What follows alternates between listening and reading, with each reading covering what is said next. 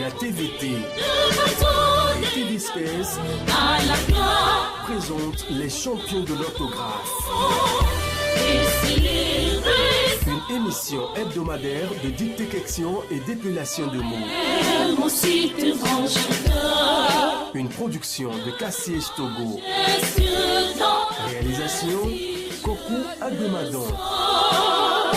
Merveilleux, prodiguer le pauvre Afrique soyeux. Coordination Marc Maudit. Cassius Togo, les jeunes qui osent. La marche républicaine.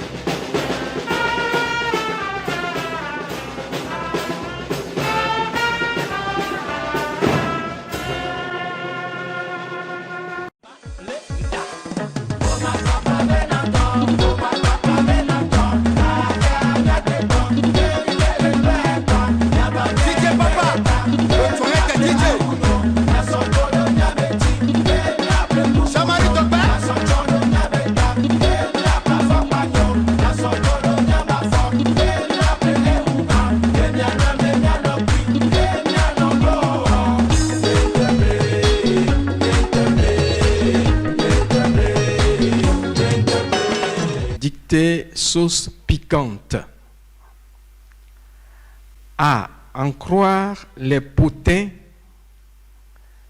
notre pétulante ministre de la Santé en aurait sa dose de ces Français soi-disant majeurs, mais qui ne prétendent pas se faire vacciner. Quelle mouche a donc piqué ces écervelés pour qu'ils se croient immunisés contre une maladie que nous auraient léguée les Aztèques? Sont-ce bien les mêmes qui, il y a quelques 6 ans, s'échauffaient en pleine canicule contre l'imprévoyance des pouvoirs publics qui, il y a quelques semaines, passaient un savon à leur président pour avoir fait installer une douche de 245 000 €, coût moins exorbitant pourtant que celui de cette gabégie sanitaire. Il se sursure que la note avoisinerait cette fois les 800 millions. Est-ce à dire que les arrière-petits-enfants de Pasteur ont pris les piqûres en grippe? Non pas. Si, au pays de bleu que l'on dit dans la seringue depuis leur qualification sans gloire pour l'Afrique du Sud, le coq ne fait plus peur, on continue à s'y faire vacciner à l'heure des migrations estivales contre la typhoïde, l'encéphalite attique, voire le chikungunya. Mais cette bonne vieille influenza, synonyme de temps de grâce matinée indues, et grâce à laquelle les éternels potaches que nous sommes paraissent nonchalamment sous la couette, mérite-t-elle cet excès d'honneur, quand bien même elle serait censée transiter par nos ports, et l'on nous promet pour bientôt un vaccin anti-tabac. Quoi qu'il en soit, il est une pandémie pour laquelle l'efficience de la prophylaxie est patente. La dysorthographie. Partant du principe, rien moins qu'homéopathique, que qui peut le plus, peut le moins, voilà des lustres qu'à Nivelles ou dans tout autre centre spécialisé des quidam se sont inoculés des mots tels que cacolé, albacoré, chamisène et poids pour s'assurer qu'ils sauront écrire le moment venu bas, ton, lutte et corps. Certes, les effets indésirables pullulent. Il n'est pas rare que l'on voit les teufs là où il n'y a que balle ou qu'à tort, l'on substitue les godendars aussi. Nombre de rappels sont en outre à prévoir. C'est qu'il faut plus d'une injection pour aiguiller sur l'orthographe de Bharatanatyam et de Welwishya. Fin de la dictée.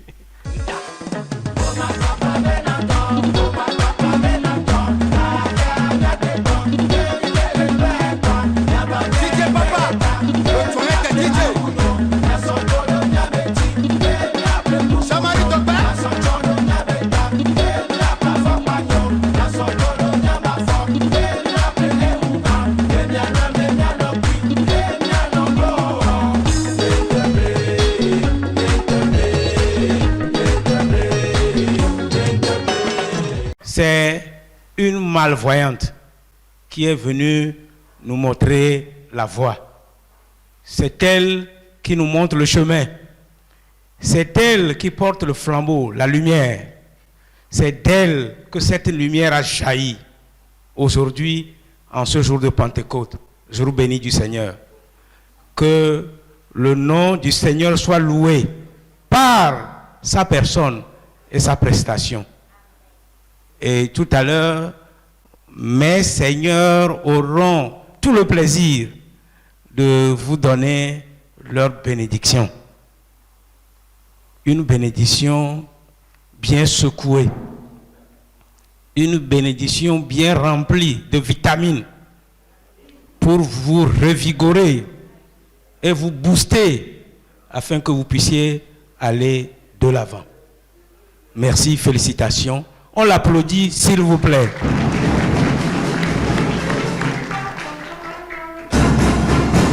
Voilà, je passe la parole à Monseigneur Denis Kwamivi Amouzou Diakba pour qu'il puisse dire en effet, Monseigneur est du Sion, hein? Monseigneur,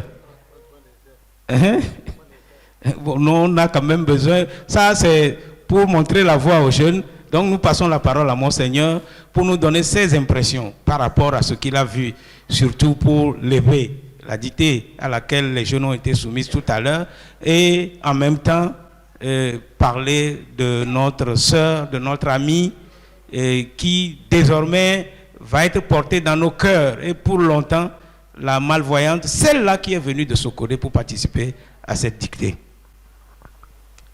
Je remercie d'abord Monseigneur Philippe Ango Podro, qui, malgré tant d'obstacles, a fait l'effort de venir aujourd'hui.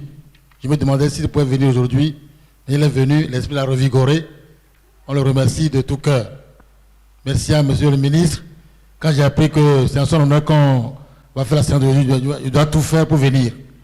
Parce que on s'est connus un peu, parfois dans le travail, au ministère de l'Enseignement supérieur. Merci aux examinateurs, merci à tous les candidats. Parce qu'aujourd'hui, c'est une solennité, ce n'est pas seulement une fête. La Pentecôte, la plénitude du temps pascal. J'aimerais plaider pour les dictées.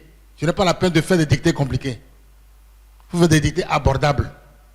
Pour que les gens puissent, pour les encourager, quoi. Il faut pas faire des dictées pour montrer qu'on est fort. Il faut faire des dictées qui soient vraiment à la taille des candidats pour les encourager. C'est ce que moi j'avais fait quand j'avais fait ma dictée. Une dictée qui soit abordable. On m'a dit que c'était trop facile. Mais c'est pour encourager, quoi. Et aussi des dictées qui soient aussi instructives. Il faut qu'on tire des leçons, quoi, pour la vie. Mon sentiment, c'est l'émerveillement pour notre sœur qui a bravé tout pour être là aujourd'hui, en venant de se connaître. Monsieur le ministre l'a dit, c'est la détermination et le courage qui nous permettent de réussir dans la vie. Quels que soient les obstacles, il faut aller de l'avant. Vous savez, les fleuves nous instruisent et les rivières. Il n'y a aucun fleuve au monde qui va de la montagne à la mer en droite ligne. Ça n'existe pas. Jamais. Il y a toujours des obstacles, alors il y a des méandres, des affluents, ainsi de suite. Ça, c'est la parabole de la vie. Il n'y a pas de réussite facile. Monsieur le ministre l'a dit. Monsieur Noubokwa nous l'a dit aussi. On a vu comment il s'est battu pour arriver à ce à quoi il est arrivé. Alors, c'est la grande leçon à tirer. Quels que soient les obstacles, les difficultés, il faut foncer, aller de l'avant. C'est là la leçon que nous donne notre sœur. Qui est, pour moi, c'est l'émerveillement, quoi. Alors, moi, on l'encourage. Mais à travers elle, nous encourageons aussi tous les candidats, à aller de l'avant, à ne pas baisser le bras, à aller de l'avant pour tracer le sillon que le Seigneur veut que nous tracions. Sa gloire d'abord, et pour le bien des uns et des autres. Merci, grand merci à Monseigneur l'archevêque métropolitain. Je dois dire que Monseigneur n'était pas du tout libre aujourd'hui. Son emploi du temps était très chargé. Vous comprenez que c'est un jour de Pentecôte. Monseigneur avait à dire la messe un peu partout. Il avait à donner sa bénédiction à des communiés, à des confirmés, etc. Mais la grande surprise faite à nous, c'est que Monseigneur a tenu à faire le déplacement cet après-midi. Il est au milieu de nous. Il a participé à cette dictée. Merci. Et comme lui-même l'a dit tout à l'heure, il m'a dit qu'il souhaiterait être là pour voir le ministre Nikoé Octave Broum au milieu de nous dans le cadre de cette émission Les Champions de l'orthographe. Il a vu, il est là, à côté de lui. Merci, Monseigneur. Maintenant, nous allons passer la parole à Monseigneur Philippe Kossi. Il est né un dimanche. Monseigneur Amous Diakba, lui, c'est plutôt commis. Et donc, né un samedi. Voilà. Et donc, Monseigneur Kossi Philippe Fanoko Kodjro, l'archevêque émérite de Lomé, nous lui passons la parole pour qu'il puisse partager avec nous ses sentiments face aux merveilles que Dieu a fait pour nous aujourd'hui. Merci de m'interpeller à la fin de cette séance à laquelle a participé une de nos petites sœurs malvoyantes. Je l'appelle ma petite sœur parce qu'elle a eu cet handicap qui, normalement, pour plusieurs personnes, ne pouvait pas lui permettre de continuer les études jusqu'au niveau où elle est arrivée. Son exemple m'a profondément touché et je crois que j'ai raison de la considérer comme ma petite sœur. Parce que moi-même, j'ai eu beaucoup d'handicaps dans ma vie. Pour tout dire, sachez que ce vieux qui vous parle a été opéré 10 fois. Opération chirurgicale. graves, cancer, hernie et bien d'autres maladies un peu délicates que je ne peux pas nommer. J'ai même un ami, évêque en Martinique, qui m'avait dit qu'un de ses testicules a été déjà amputé et enterré. Quand il m'a dit ça, j'ai dit, hey, Michel Méranville, je suis de la même catégorie que toi. Vous voyez, j'ai eu des handicaps dans ma vie. Mais il ne faut pas en tenir compte. Au contraire, ça doit être pour nous des motifs de nous dépasser. Voilà. Donc, à ma petite sœur, je dis félicitations. L'effort qu'elle a fourni en venant de Sokodé pour participer à cette dictée, alors qu'elle a un spécialiste qui l'aide à vaincre son mal. Et je crois qu'aujourd'hui, le spécialiste aussi a dû être content parce que c'est elle qui a fait le moins de fautes. Parmi les bienvoyants, c'est la malvoyante qui a été à l'honneur et qui nous donne l'exemple. C'est pourquoi je parle d'elle comme ma petite sœur.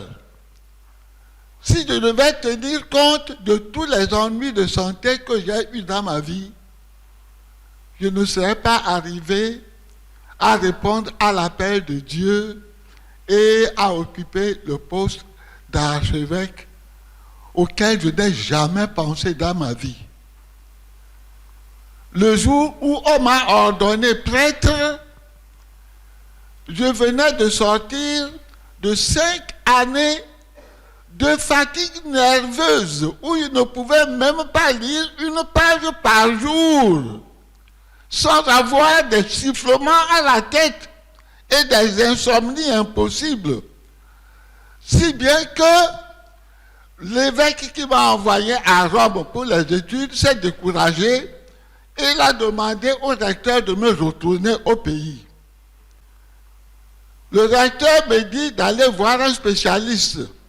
J'ai dit au recteur que ce n'est plus la peine parce que je préfère aller travailler au champ avec papa et maman, faire des buts d'igname et être en bonne santé que de continuer des études dans ce pays froid où j'attrape tous les maux. Mais, en obéissant au recteur, j'ai été voir le docteur qui m'a prescrit des médicaments. On m'a fait manger plus de 6 fois par jour. J'ai pris un peu de poids. Et le docteur me dit, moi, monsieur l'abbé, hein, vous savez, vous avez grossi. Ça signifie que les nerfs, c'est-à-dire les muscles, sont devenus plus robustes. Les nerfs aussi suivront, parce que les nerfs se refont plus lentement que les muscles. N'aie pas peur, tu réussiras. Et puis j'ai cru et je me suis mis aux études. Je suis 1 heure de classe par jour, où nous avons 4 heures à l'université, parfois 2 heures, parfois 3 heures, et je quitte pour aller arroser des fleurs. Eh bien, à la fin de l'année, quelle a été ma surprise? Sur 75 élèves, je suis le 3e. J'ai dit, moi aussi, j'ai pu avoir ce genre-là. Oh, je peux devenir prêtre moi aussi. Chaque année, ça a été cet étonnement. Et le jour où je suis devenu prêtre, j'ai demandé à Dieu de m'accorder la santé de célébrer la messe pendant 5 ans, 5 années. Et après de m'appeler. Ma vie a un sens. J'ai pu être prêtre moi aussi. Eh bien, mes supérieurs m'ont reproché d'avoir fait cette prière. De retourner à la chapelle et de dire à la Vierge Marie de me réparer cette prière-là. et de me laisser, selon la volonté de son fils, vivre le sacerdoce autant qu'il voudrait. Eh bien, aujourd'hui, à la fin de cette année-ci, le 20 décembre, j'aurai 60 ans de vie de prêtre. Vous imaginez? Voilà, je profite de la malvoyante pour parler aussi de moi aux jeunes. Ne vous laissez jamais décourager par la maladie ou le mauvais état de santé ou bien votre insuccès. Le mot découragement ne doit pas exister dans votre vie de jeune. Maintenant, c'est le temps d'apprendre, le temps de vous former, le temps de préparer votre avenir. Car il y a un proverbe qui dit, si vieillesse pouvait, si jeunesse savait. Quand on est jeune, on se laisse aller. Quand on est vieux, on regrette de ne plus être jeune parce que c'est avec la jeunesse qu'on prépare vraiment sa vie. Par conséquent, chers jeunes, soyez courageux. Merci. Merci, Monseigneur. Je manque de mots pour exprimer l'émotion qui m'habite en ce moment. 2 archevêques avec moi, pauvre infidèle. Je suis infidèle, pas infidèle, un infidèle. 2 archevêques. J'ai fait un prêt pour faire cette émission. Je rends grâce à Dieu. Merci, Monseigneur. Merci beaucoup. Je ne le regrette pas. Merci.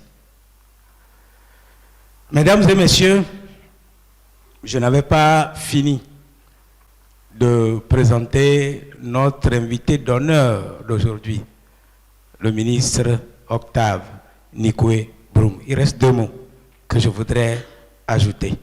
Quand on se dévoue pour la cause d'une nation, quand on s'inscrit dans une dynamique de culture de l'excellence dans tout domaine, et plus particulièrement en matière scientifique, on reçoit des distinctions. Eh bien, M. Broum est officier de l'Ordre du Mono depuis le 27 avril 2010 et commandeur de l'Ordre des Palmes académiques du CAMES. M. Broum,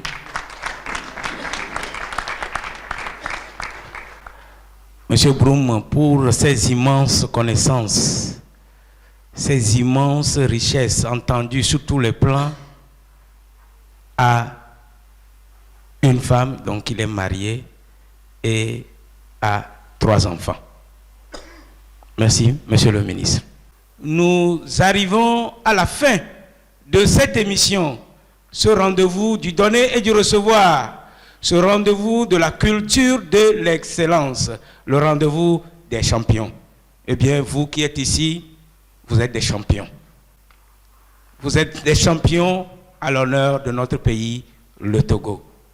Mademoiselle, votre nom, nous n'avons pas pu le graver sur notre matière grise.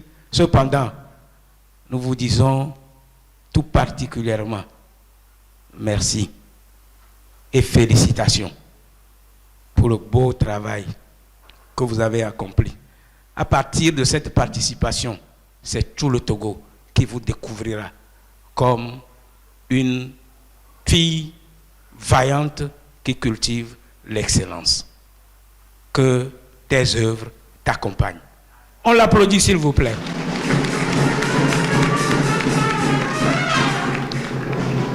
Je l'avais promis, mais j'avais aussi souci du calendrier très chargé de Monsieur le ministre qui doit impérativement répondre à un rendez-vous, mais je crois que Monsieur le ministre voudrait bien écouter cet enseignant qui fait des miracles. Moi, je ne comprends pas comment on fait pour apprendre à écrire aux gens qui ne voient pas. et quand elle promène sa main sur ce que vous appelez braille, comment cela se traduit et que vous arrivez à décrypter. Monsieur, vous avez la parole. Merci. Je réponds au nom de Akwes Sinou Kofi et la cadre des non-voyants. Tout d'abord, le braille, ce n'est pas de la magie. Je l'ai appris, comme vous nous avez appris de l'excellence. Donc je l'ai appris pour aider les non-voyants. Ils ont aussi, dans la vie, à fréquenter jusqu'à avoir leur licence et ainsi continuer jusqu'à avoir le doctorat aussi. Donc on doit les aider. Partout où nous les retrouvons, il faut les accompagner. Ce sont des hommes comme nous. On ne doit pas les oublier. Donc c'est sur ce canevas que je travaille aussi. Et je n'ai pas beaucoup de mots à vous dire. Et je les aide, c'est tout. Merci beaucoup. Même s'il ne l'admet pas, il est faiseur de miracles. Merci pour le beau travail que vous faites. Je crois que c'est sur le véhicule d'un établissement scolaire que je vois écrit notre beau métier. Non, c'est vrai qu'enseigner est beau, mais enseigner aux non-voyants est encore plus beau. Félicitations.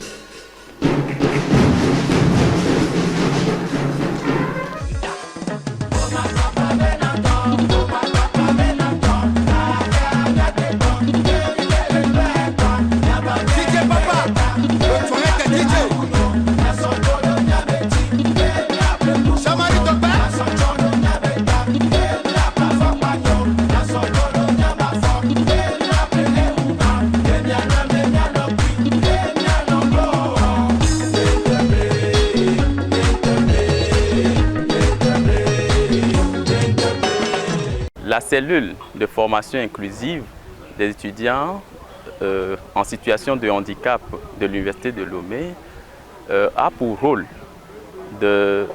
d'accompagner les étudiants en situation de handicap dans les différentes filières de formation à l'Université de Lomé.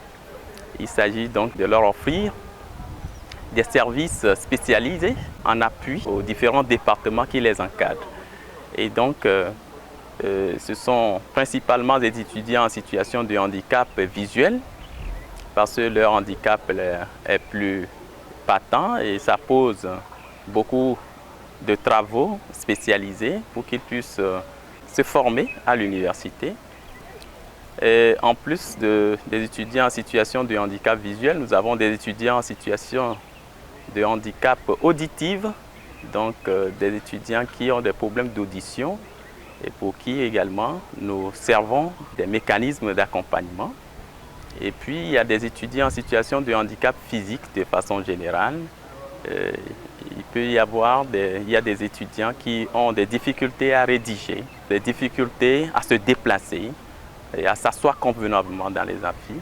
Donc les problèmes d'accessibilité se posent au niveau de ces 4 handicaps que je viens de survoler, le handicap visuel, le handicap auditif, le handicap physique et le handicap moteur. Il se pose donc pour ces 4 types d'étudiants en situation de handicap la nécessité de mettre des services appropriés à leur côté pour qu'ils puissent se former.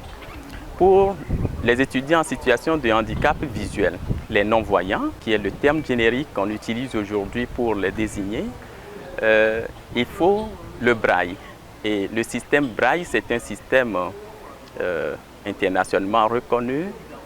C'est un code qui permet d'écrire en français, en anglais, dans toutes les langues, ce que l'on veut, l'on ne peut pas écrire par la main ou par ce que les gens qui ont la vision, qui ont les capacités d'écrire, de rédiger à la main, ce que les non-voyants ne peuvent pas faire. Et donc, eux, ils le font en braille. Donc, ils écrivent tout ce que l'on peut écrire sous forme de texte imprimé, sous forme de texte manuscrit. Ils peuvent également le faire avec le code braille, quelle que soit la langue. Et donc, pour maîtriser le braille, souvent les étudiants non-voyants, ceux qui nous viennent ici étudiants, sont des élèves et des écoliers venant des écoles spécialisées. On a donc plusieurs écoles spécialisées au Togo. Au départ, c'était le centre des aveugles de Kpalimé. Et ensuite, en 1984, on a eu l'Institut des aveugles de Togoville. Et par la suite, il y a d'autres structures qui les forment depuis le cours primaire. À Dapaon, on a Sefra, à Kara, on a Teda. Et puis, il y a des associations donc, qui interviennent pour identifier des enfants handicapés qui sont dans des coins reculés. Il y a les sœurs de Notre-Dame de l'Église pour l'Institut des aveugles de Togoville, donc ils s'en vont identifier des enfants non-voyants qui sont dans des fermes reculées dans lesquelles on ne connaît pas. On ne connaît pas les mécanismes par lesquels les non-voyants peuvent s'éduquer ou peuvent faire de l'apprentissage à l'école. Et donc c'est volontaire. Les sœurs, les associations, il y a des gens de bonne volonté également qui, apprenant ou sachant qu'il y a des mécanismes pour permettre aux non-voyants de faire les études, on les identifie et on les ramène dans les centres d'éducation spécialisés ou les centres spécialisés que j'ai évoqués, Kpalimé, Togoville, Dapaon, Ateda, actuellement Sokolé, et puis à Lomé, on a le centre polyvalent qui se trouve à Kégué. Donc, dans ces différentes structures qui sont des structures primaires, la première chose à faire, c'est d'éduquer les sensibilités digitales du non-voyant. Vous savez, à Togoville, quand vous allez, l'enseigne qui est là-bas dit qu'on regarde pour les non-voyants, non pas par les yeux, mais par le doigt. Donc, la sensibilité digitale est une disposition développée, c'est une faculté développée chez les personnes non-voyantes. Pour ces personnes, la base de leur formation repose sur cette faculté qui est encore active, qui est très active chez eux. Donc, il s'agit de les aider à repérer les pointillés, les 6 points du braille. Et donc, au départ, il y a des outils qui permettent donc d'écrire le braille, la tablette, le poinçon. Et donc, quand ils ont ces outils, on commence par l'alphabétisation.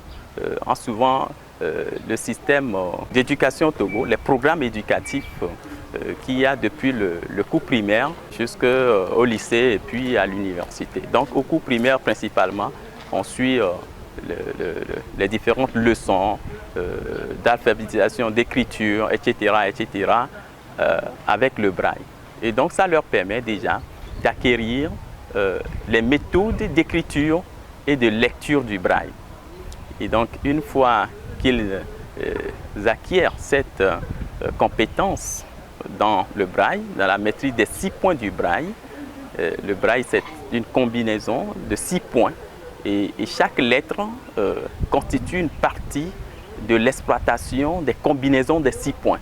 Et donc, selon le point, selon la partie où se situe le point, il faut que le non-voyant puisse repérer judicieusement et justement ce point pour pouvoir bien écrire la lettre qu'il veut écrire. Donc, si c'est A par exemple, le A fait partie du premier point des 6 points situés dans l'angle gauche. Et donc, s'il rate, il met le premier point là, dans l'angle droit, ce n'est plus A. Et donc, la sensibilité digitale du non-voyant est une faculté qui est très développée. Et donc, c'est sur ça que l'on se base pour acquérir la maîtrise du braille. Et donc, les 6 points sont alignés en 2 colonnes de 3-3. Et donc, suivant la position des combinaisons, on a les lettres. Et c'est comme ça, à partir des lettres, on forme les différents mots. Et tous les mots que l'on peut prononcer, que l'on peut lire, peuvent s'écrire également par le code braille. Donc, principalement, le travail pivot se fait au niveau des cours primaires où on donne des compétences dans la maîtrise du braille aux étudiants ou aux apprenants en situation de handicap visuel. Il y a des gens qui tombent non-voyants, qui deviennent non-voyants dans le cours de la vie.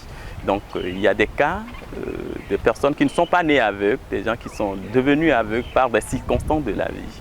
Également pour eux, ils vont dans les centres spécialisés où ils suivent ce que nous appelons une formation accélérée. Et donc, ce sont des gens qui connaissent déjà beaucoup de choses, ils sont déjà à un certain niveau du système scolaire avant de tomber dans la situation de handicap visuel. Donc il s'agit de leur donner les b.a.-ba du braille pour qu'ils puissent recontinuer leur scolarité. Donc pour cela, on fait des classes spéciales dans les centres spécialisés où ils apprennent donc le braille, les différentes méthodes d'écriture du braille avec la tablette et le poinçon. C'est un outil sous forme d'ardoise dans lequel il y a les 6 points. Et donc on insère le papier braille qui est le papier Bristol, le papier un peu plus dur dedans. Et puis il s'agit de repérer les 6 points dans les différentes cellules du braille. Et puis on compose le braille.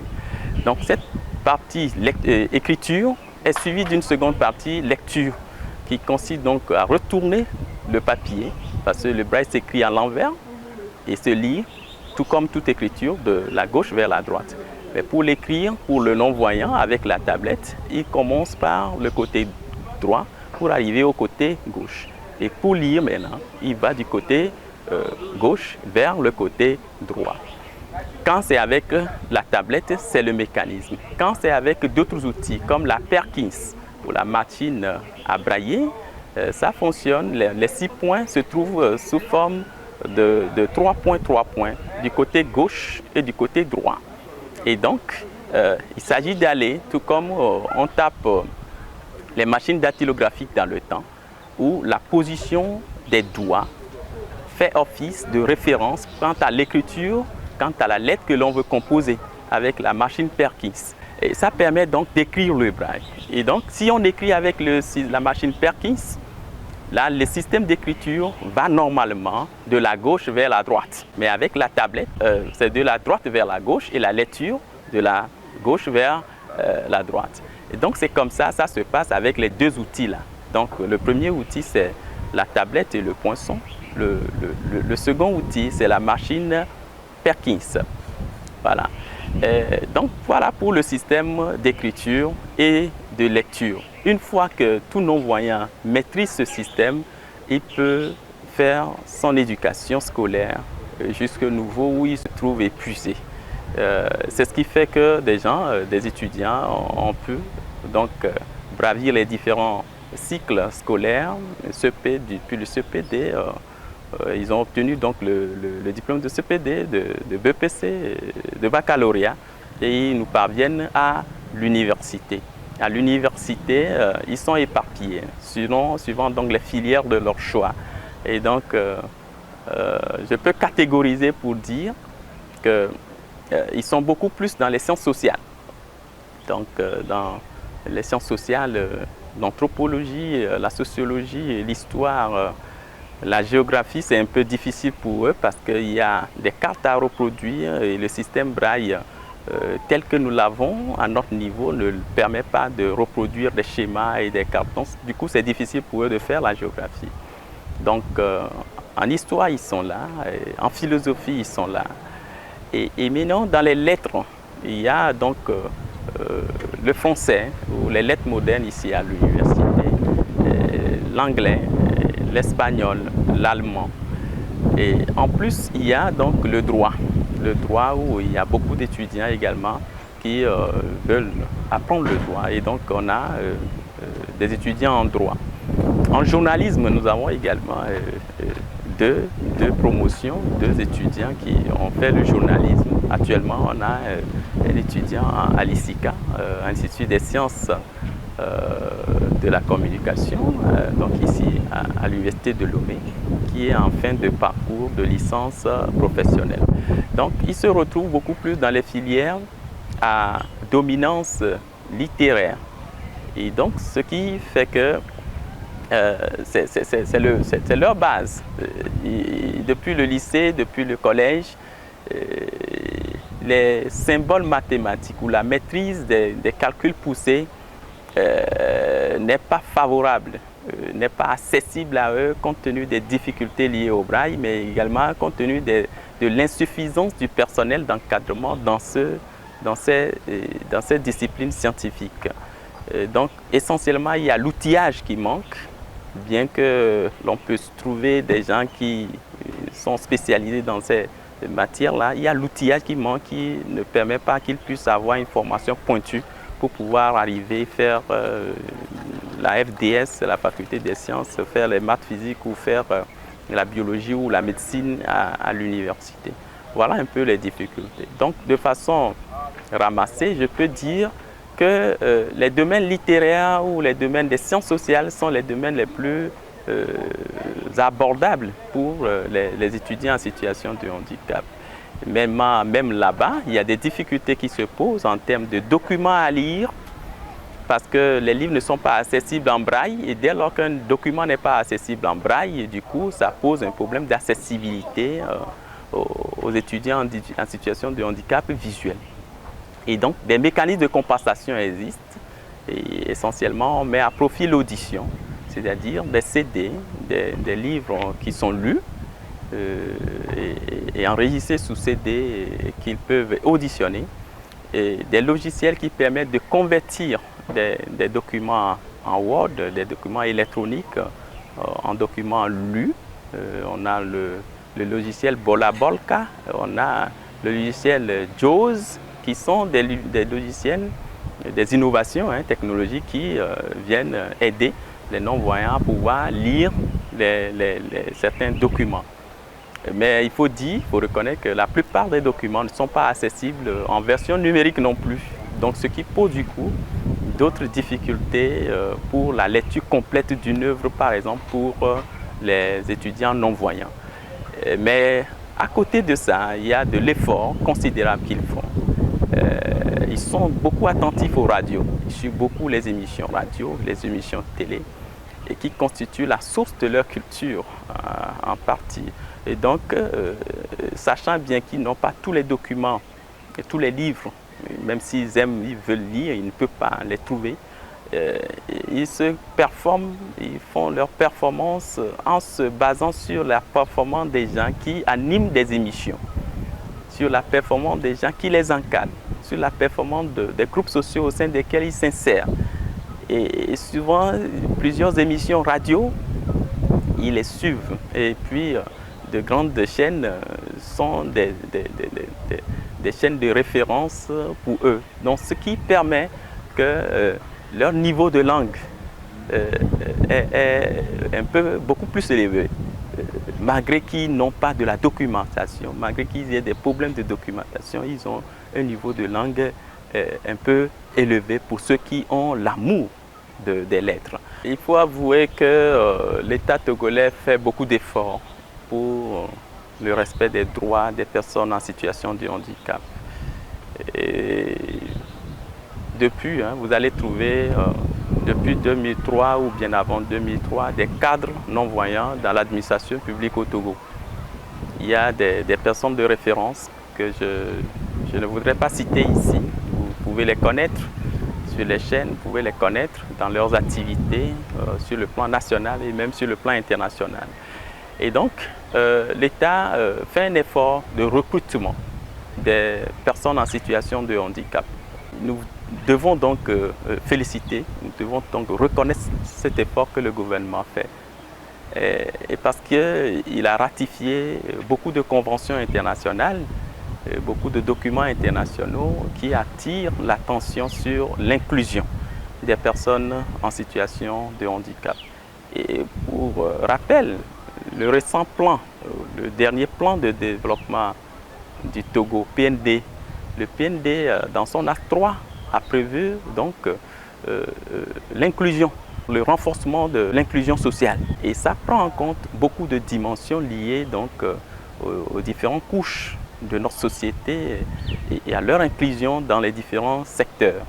Et au niveau de l'emploi des personnes handicapées, nous pouvons dire que le domaine de l'État ou la fonction publique ou les domaines liés à la fonction publique, assimilés à la fonction publique, sont les domaines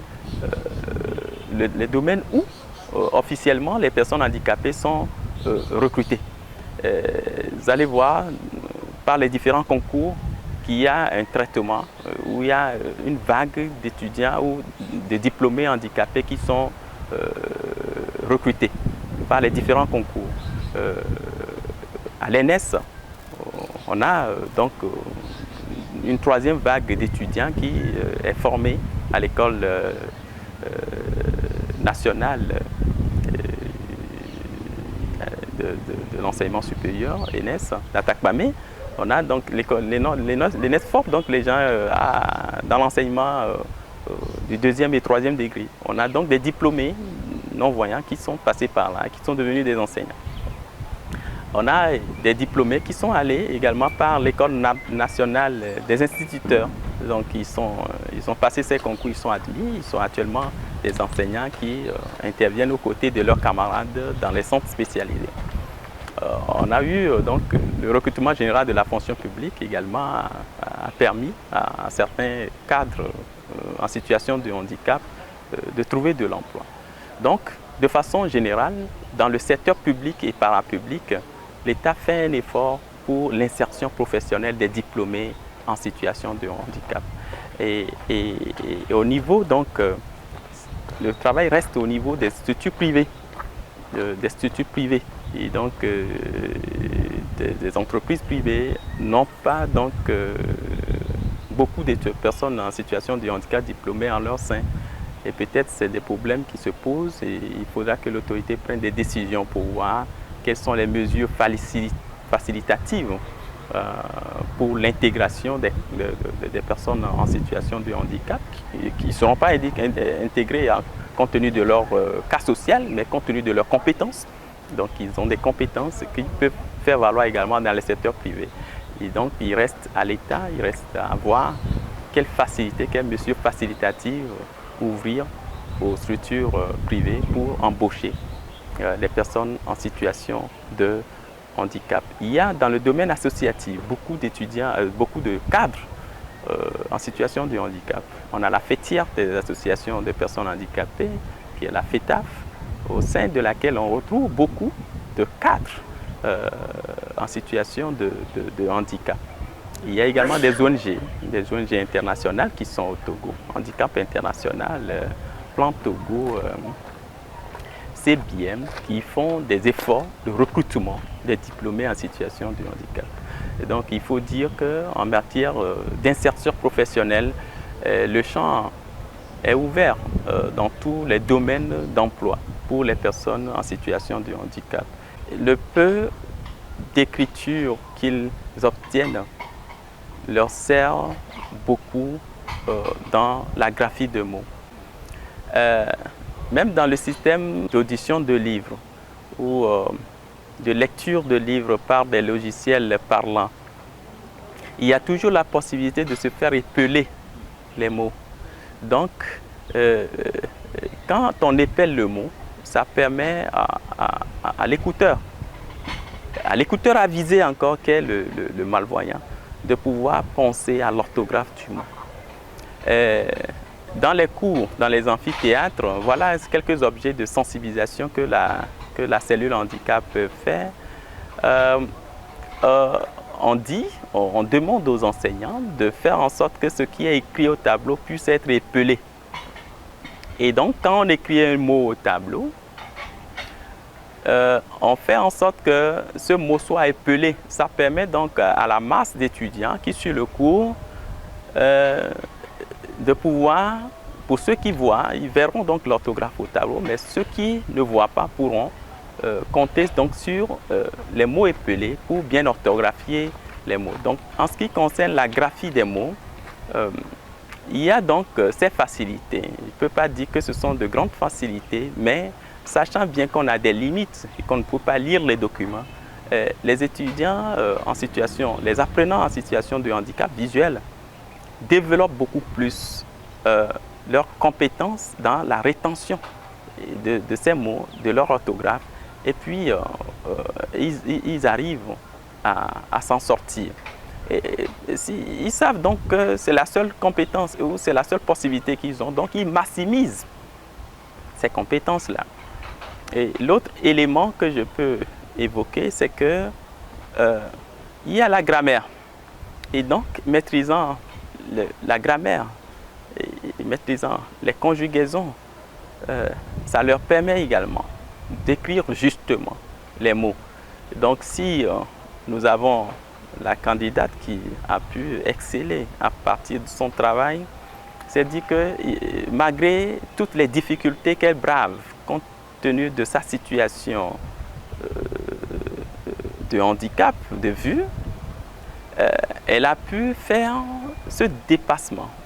Elle a pu faire cet exercice qui permet de décupler les facultés qu'elle dispose pour pouvoir maîtriser donc les mots, maîtriser la grammaire, maîtriser l'orthographe et bien écrire dans le style français ce qu'il faut.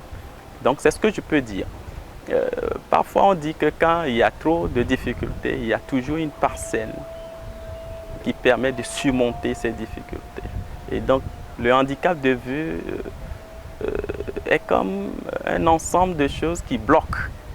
Et donc du moment où on trouve une lueur, du moment où les personnes handicapées trouvent une lueur qui leur permet de compenser ou de surmonter ce handicap, ils le mettent maximalement à profit. Je peux dire que ce sont des éléments qui militent en faveur de la bonne maîtrise de la langue française par certains étudiants ou certains apprenants non-voyants. Mesdames et messieurs, chères téléspectatrices et téléspectateurs, vous êtes bien dans le rendez-vous des champions de l'orthographe. Conduite avec maestria par un duo ecclésiastique de premier rang. Leur Excellence, Monseigneur Philippe Fanokopodro, archevêque émérite de Lomé, et Monseigneur Denis Amouzu-Diakba, archevêque métropolitain de Lomé, rejoint par l'imam de la grande mosquée de Lomé, Mamadou Abdou Bakibako, soutenu par un aéropage remarquable de Togolais dont le professeur Fidel Nubuko, ancien ministre et professeur titulaire de littérature américaine et africaine anglophone, le professeur Tiao Madiatom Alaï, président de l'Académie Kabier, et le professeur Antoine Kossi Apeli, président de l'Académie EV. Prochain rendez-vous dimanche 27 octobre 2019 à l'Institut Confucius au campus sud de l'Université de Lomé à 14h. Invité d'honneur, honorable Michel Mawab Néné Combaté, ancien député à l'Assemblée nationale, inspecteur de l'éducation nationale à la retraite, fondateur du complexe scolaire Jean-Jacques Rousseau. De nombreux prix sont mis en jeu. Un billet d'avion offert par Asky, des verres médicaux par la lunetterie Canal Optique, des œuvres littéraires gracieusement octroyées par les éditions Continent, 250 000 francs CFA et plusieurs autres gadgets généreusement offerts par l'hôte de marque. Au bac, quand on composait au Togo, mais les copies étaient envoyées à Bordeaux pour être corrigées. C'était la méritocratie. Vite, élèves et étudiants, enseignants, parents, travailleurs de tout secteur d'activité, inscrivez-vous pour participer à cet événement culturel, intellectuel et académique de haut niveau, sans précédent sur la terre de nos aïeux, en français, anglais, allemand, arabe, chinois, espagnol. Bueno, mucho ánimo a todos. Quand j'étais en terminale, il y avait un concours d'orthographie en Espagne. J'ai gagné la phase nationale. EV et Kabier. Mon CP, je l'ai eu en 1968. Avant de naître en 69. À Steven a commencé à passer l'examen à l'école primaire catholique. Moi j'étais en 1936. J'ai passé l'examen du CPE à Ouida, au Bénin, en 1945. Infolène 90 10 77 23 99 56 55 81. Les champions de l'autographe, le prix de l'excellence. Avec les champions togolaisiens, bâtissons la cité. Cassèche Togo, les jeunes qui osent. Mesdames et messieurs, nous sommes donc effectivement arrivés à la fin. Nous allons, sur demande de l'archevêque métropolitain de Lomé, donner plutôt la parole à son Excellence, Monseigneur Kossi Philippe Fanoko Podro, pour bénir cette assistance avant que nous ne nous séparions. Voyez comme le ministre est bien encadré au milieu de deux archevêques à un jour de Pentecôte. Quelle bénédiction. Monseigneur, à vous le micro. Je vais faire une prière en latin. Comme il s'agit de langue, je vais faire en latin, je traduirai après. Actiones nostras querumus Domini. Acte semper incipiat, et perte septa filiatur. Que ton esprit, Seigneur, inspire, devance et accompagne toutes nos actions, afin que, par lui, nos activités aient leur commencement, et encore par lui, nos activités se terminent en beauté. Par Jésus, le Christ, notre Seigneur. Amen. Et que Dieu Tout-Puissant vous bénisse. Le Père, le Fils et le Saint-Esprit. Amen. Eh bien, nous remercions leurs excellences, Monseigneur Denis Amoussou Diakba et Monseigneur Philippe Kossi Fanoko Podro, d'avoir été des nôtres en ce jour béni du Seigneur. Merci infini à Monsieur le ministre Octave Nico Broum, professeur titulaire de philosophie politique à l'université de Lomé et de Kara, d'avoir accepté venir partager avec nous un peu de sa philosophie. Merci, professeur. Bon retour à la maison. Bien de choses à votre famille. La fanfare pour accompagner les autorités présentes au milieu de nous cet après-midi.